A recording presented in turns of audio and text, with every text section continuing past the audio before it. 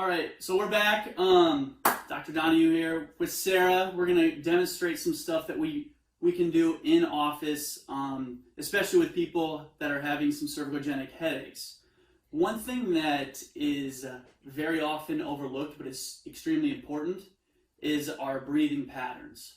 So looking at this, correcting this, because oftentimes when we're breathing with our chest, we're recruiting these accessory breathing muscles that we don't need to activate just on a normal day-to-day basis as we go throughout the day. Unless we go for like a 14-mile run, then we're probably going to be huffing and puffing. But other than that, correcting this is going to help relax some of this neck musculature that gets tight and locked up with these headaches that come on. So we're going to demonstrate some of this here. So we're going to place one hand on the chest, one on the stomach. You're going to breathe in through your nose 3 to 4 seconds. And then you notice how her chest kind of rises up. That's recruiting all these accessory muscles that we don't need to recruit.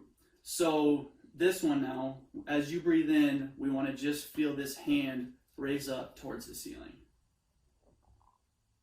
Perfect. We'll do a couple of those. Now you notice that her chest isn't moving whatsoever. So that's perfect. That's what we want. This is a good way, this is a good thing to do all day, every day. Train your breathing. It also helps with some core stability and some stability in that low back. Some other things that we might do, good, thank you. Some other things we'll do is some myofascial release back here in the neck musculature. So these suboccipitals are going to be an important one, so we can kind of bring them through a range of motion and work out some of these muscles. And if we need to, we can pull out some of these tools. Some of these tools are really good for breaking up some adhesions, some tightness trigger points that form in the back of the neck. And then the last thing is manipulation if we find that some of these joints are restricted.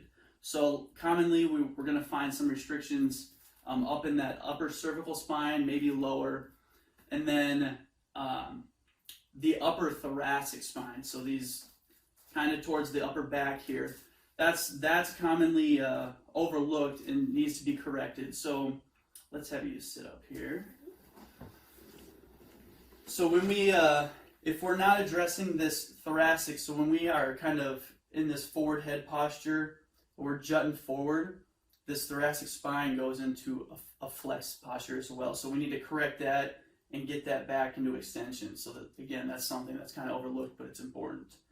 So doing all of these things kind of in our office, and then exercises to take home, which we're going to go over next week, will help you kind of deal with these cervicogenic headaches. Thanks for watching. Don't forget to hit like and subscribe, and we'll see you next week.